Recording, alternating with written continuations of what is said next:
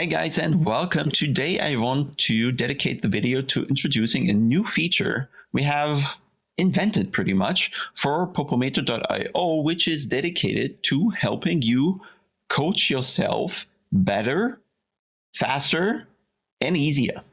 So let me try to get there. When I do a coaching, of course, we always go through a lot of detail, right? We go through every corner, we go through every braking zone, every acceleration, how much is steered, when the gears are changed, and how all these things act together, and what does it do to the car, where it's placed, how much it rotates, how it stops the rotation, how you as a driver sometimes create car behavior that you didn't actually want or yet you didn't expect, and your brain can't figure out which input does what. We do all that in the coaching. But of course, that's very time consuming. And in the coaching also, often I share so much that it actually becomes too much for the client to put into practice. And that's why I started narrowing things down quite a bit different in the coachings for people to have something to refer to and much more easily put into practice on the track after a session without having to remember so much, right? Because if you had that coaching 1 hour long and there's like 5 or 10 pieces of information per corner that you now have to change, it's pretty much impossible, right? Because everything happens so fast. It's likely not going to work that way when you move your braking point, you move the trail braking initiation, you move your apexes, you move the steering. And I said this for like 5 or 10 seconds, but this means the corner is 6 seconds behind you already by now. So we need something easier in order to A, remember, but B, to put into practice and kind of see on the track as well. So what I've done in the coaching as a result is just giving people 2 or 3 references per corner that they should be aimed for to get closer to my references. And these 2 or 3 points are the apex, and there can be 2 of them, and the slowest point in the corner. So that's why you see it can turn out to be 2 or 3. Because some corners do have just 1 apex, some corners do have 2 apexes. So let me show you what I mean. Actually, that's not what I mean. This is what I mean. So this is the normal thing you are seeing on Popometer. Now we've taken that, what I learned in the coachings, what I started to give people at their hands, fingertips, whatever you want to call it, into automatically provided information for every lap you do, for every pro lap we've ever recorded. You are now getting these 3 points I just mentioned that we call track marks. So in purple, we now have the apexes, and in blue, we have the slowest points in the corner. So the client here was like 4 seconds, I think, off the pace over the course of a lap. This was Audi on the Nurburgring. This is T7 with the aggressive presets in something like 25 degrees or so. Doesn't matter. And the only thing after everything I gave him was to try to replicate these points. Okay, so what do I mean? There is a first apex. What does apex mean? Apex means this is the point where we are the closest to the inside of a corner.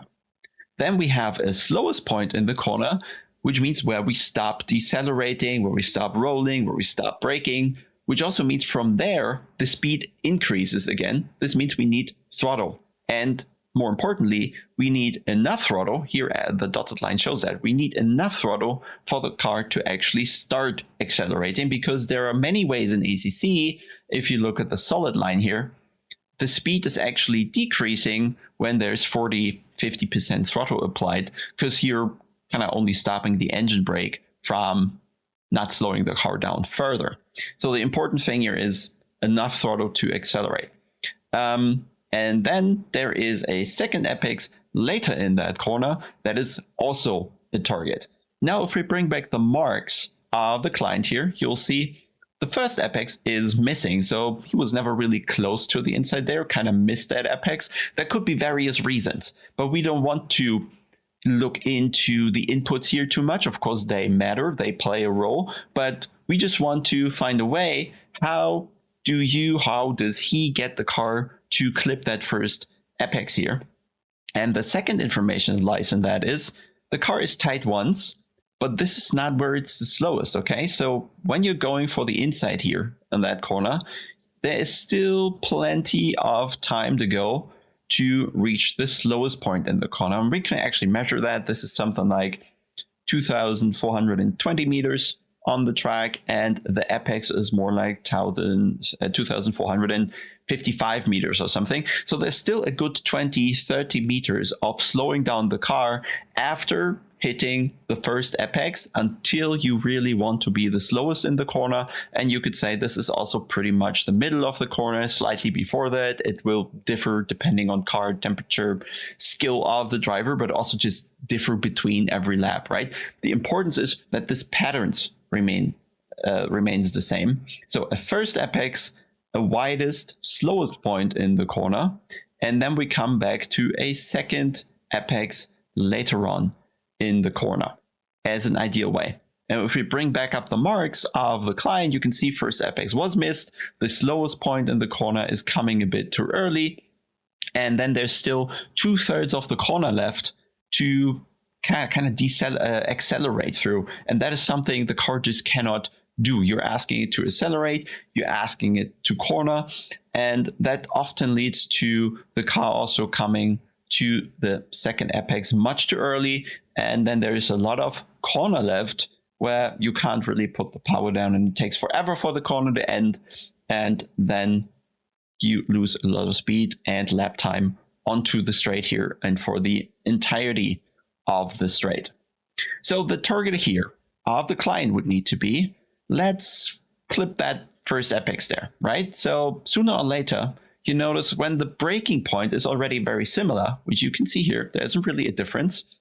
The only way to get the car to the inside is to kind of respond to the steering input by also releasing the brake, which automatically means, hey, I need to start the trail braking to allow the car to start coming to the inside here. And that's not really a problem because I still have plenty of time to get rid of additional speed. Later on in the corner, there was just 20-30 meters more until which you really want to be the slowest in that corner, which is then roughly in the middle, about 80 kilometers in this case. Even on my laps, this will change. This will go up 2 kilometers, go down 2 kilometers, depending how I hit it. It's completely fine. We're just trying to aim to get close to that, close to the point, close to the gap we have to the inside, and close to the speed that is happening there. And from that point onwards, we're cutting back to the inside for a late second apex. And just sorting out that first apex here, keep slowing down until the middle of the corner. This will automatically sort a lot of the exit issues that were there before. So what I want to achieve as a coach here is that you don't think about too much while driving, because thinking while driving often really is a problem because there's no time to think. All you can do is act and respond to the car, and everything has to be super fast. So the less we have to think, the faster we'll have to go. And I think if you just go to the track and can start thinking about, okay, remember, I want to be tight, I want to be wide, where I also want to be the slowest, and then I want to be tight again in that corner. So let's quickly have a look how this is supposed to look in the game. This is the exact lap of myself here. I'm just trying to show you the precision really that we have achieved with the tool. And that is by just hovering over the marker here, and that tells you gap to the white line is 46 centimeters measured from the middle of the front tire, because this is the value that ACC kind of puts out in the shared telemetry. So 0.5 meter plus minus. It's not endlessly precise, it's quite precise. So 0.5 meter here, and well, pretty much 0 clipping the inside white line there even. So if we then take it to the game and have a look where the car is going, slow motion, you can see we're going for the inside white line, but we're never actually clipping it. So this is pretty much where we are the closest. And if we fly around the car and just have a look where the tire actually is, the middle of the tire, you can see this is where the tire is. This is where we're measuring. And this is pretty much half a meter to the white line, start of the curb, kind of. And then if we roll it forward, this also means we're still decelerating to 113 here. Then the car is running a bit wide still, and we are still slowing down, brakes still applied, car still slowing down. We saw 80 was the apex, or not the apex, was the slowest speed earlier, which is about now. And there's also the short shift happening. Power is being applied. We are very far away from the inside curb now. Putting the power down. Now the car starts coming back to the inside with the aggressive throttle. The rear end rotates, and now we are going for that second apex at the exit of the corner, and we are just waiting for the inside wheel to clip the white line. And if we just look at the middle of the tire, that really is just about behind or on the white line there. So you can see the reference we have there is quite good, plus minus a few centimeters.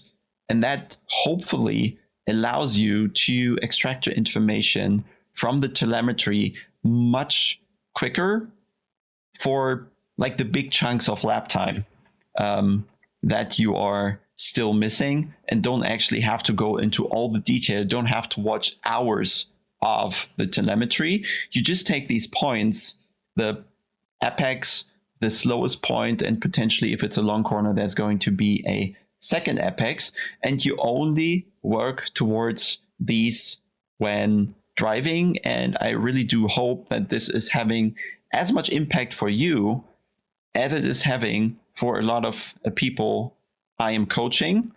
And so please let me know in the comments if you think that feature is useful, what you might need additionally, and how much you're improving with this.